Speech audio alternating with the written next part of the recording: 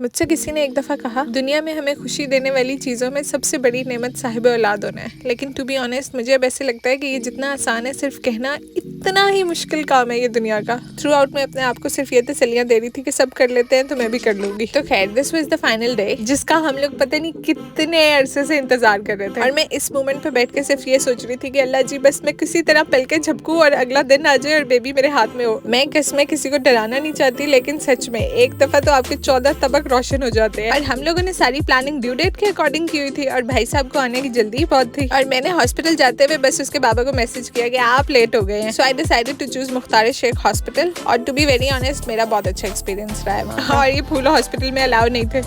And this was the moment when I first met him. और एक second के लिए तो मैं हैरान, मैंने कहा इसकी तो आंखें ही ओशन ब्लू कलर की है। लेकिन एवरीबॉडी सेज कि ये बच्चों की बाद में चेंज हो जाती हैं। And here is my best friend with the dry shampoo, क्योंकि ऑब्वियसली अब मैं 2-3 दिन नहा नहीं सकती थी। मैंने तो सुबह उठते सार अगले दिन उसको मैसेज किया, मैं कहा मुझे ड्राई शैम्पू चाहिए, I can take bath and I can bear with this hairs. और मेहरबानी करके मेरे से कोई ना पूछना was it a C section delivery और अ नॉर्मल डिलीवरी, क्योंकि मेरे से इतनी हिम्मत नहीं हो सकी। मैंने 8 घंटे गुजारे and after that I was like no. मैंने कहा मैं ऑपरेशन वाली जलालत भुगता लूंगी, लेकिन मैं ये नहीं मजीद बर्दाश्त कर सकती। इस मामले में यार मैं किसी को कोई मशवरा नहीं दूंगी। मतलब हर किसी की अपनी इंडिविजुअल चॉइस है और हर किसी का एक्सपीरियंस डिफरेंट होता है। नो डाउट, हालांकि मैं हमेशा ही सोचती थी कि जो प्रोसेस अल्लाह ताला ने नेचुरली रखा हुआ है वही सबसे बेस्ट होगा, लेकिन मेरी तो बस हो गई भाई। और मैंने तो 2 दिन हॉस्पिटल में ऐसे गुजारे हैं, एक दिन बेबी के आने का और अगले दिन उसके बाबा के आने का। और ये मैं सुबह सुबह उठ के फुल तैयारी शेरी करके बैठ गई थी, क्योंकि today is the day I will be going home with my husband and my boy. और ये जो सब मुझे मशवरा देते रहते थे ना सौंफ और अजवाइन वाला पानी पीने का, उसको पी के ये हालत हो रही थी मेरी। और ये मरीजों वाला जो खाना आता होता था ना, मतलब मुझे ऐसे लगता था यार ये कौन खाता होगा। मतलब जो हॉस्पिटल की तरफ से सूप, यखनिया, पुडिंग, पता नहीं क्या कुछ आता था, वो सारा ऐसे ही वापस जाता था। इसके अलावा न्यूट्रिशनिस्ट अलग, डाइट चार्ट दे देता है, फिजियोथेरेपिस्ट अलग। और ये मेरा काका भी रेडी हो गया था फाइनली घर जाने के लिए। माशाल्लाह माशाल्लाह, इसने 3 दिन में लिटरली 3 नई शक्लें निकाल के दिखाई हैं। तो खैर एनीवेज, बच्चे तो ऐसे ही शक्लें चेंज करते हैं। एंड मुस्तफा's बाबा रिसीव्ड हिम फ्रॉम हॉस्पिटल। और इतने मजे की बात, when I was in pain everyone was saying कि यार दुआ मांगो दुआ मांगो, और उस टाइम मुझे कोई दुआ याद ही नहीं आ रही थी। लेकिन फिर मैंने खैर थोड़ा दिमाग पे जोर डाला और एट द टाइम मुझे जितनी भी उस टाइम जो भी बातें याद आई मैंने सारी दुआएं मांगी। Even the doctor was saying कि आप मेरे लिए दुआ मांगो, और मैं बस सिर्फ एक ही बात में थी, आप पहले मुझे एपिड्यूरल लगाए, बाकी सारी बातें बाद में।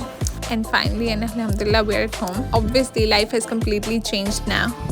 मैं अपनी भाभी से सेम यही बात डिस्कस करी थी। मैंने कहा हमें पहले अपने अलावा कभी किसी की परवाह ही नहीं होती थी, और अब घर से निकलने से पहले इन शहजादों को तैयार करो, उसके बाद अपनी कोई चीज़ देखो। और फाइनली जो मेरी सासू माँ का कहना था ना कि उन्होंने इसमें गुब्बारे लगाने, उन्होंने वो पूरे कर लिए माशाल्लाह। So we decided this is the time to take it off now. और मैं बस इंतजार करी थी कि जिस दिन मुकीत आएंगे ना उस दिन उतरवाऊंगी उनसे। तो बस फिर इधर से वो आए और इधर से हमने पूरे कामों की लिस्ट रेडी की हुई थी कि चले शाबाश हो जाए शुरू। इसके तो सही पैसे पूरे कर लिए हमने। और ये शाम को अफ्तारी का टाइम, और मैंने तो जितना वेट बढ़ा लिया है ना, तो मैंने तो अब सोचा कि मैंने तो इन लोगों को ज्वाइन ही नहीं करना, ना सहरी ना अफ्तारी, वरना मेरा दिल करेगा खाने को। और ये मुस्तफ़ा साहब अपने नाना अब्बू के पास बैठे हुए हैं। हाँ, तो मैं बता रही थी कि हॉस्पिटल वालों ने मुझे इतना बेहतरीन कोई डाइट प्लान बना के दिया है ना, जिसकी वजह से अब मुझे वाकई अफ्तारी और सहरी अवॉइड करनी पड़ेगी इन लोगों के साथ। और बस ये मुस्तफ़ा साहब अपने दादा अब्बू को दिखा रहे हैं अपनी आंखें। तो खैर मैं बता रही थी मेरी अम्मा का तो बस नहीं चलता कि जो वेट मैंने 9 मंथ्स में आराम से बढ़ाया है ना, वो मैं 9 दिन में बस उतार दूँ किसी तरह। मतलब सच में वो तो मेरी सबसे बड़ी मोटिवेटर है। और माशाल्लाह मूसा इतना बड़ा लगने लग गया है ना उसके सामने, मतलब मैं हैरान हो रही थी कि ये माशाल्लाह कितना बड़ा हो गया। और मैं मुकीत को हंस रही थी, मैंने कहा मुकीत देख लें अपना फ्यूचर, कल को आप भी ऐसे ही कर रहे होगे बैठे। और इसकी एक फोटो के ऊपर तो we are like he is not accepting the new born. Anyways, thank you so much for watching. Don't forget to say माशाल्लाह एंड अल्लाह हाफिज, बाय।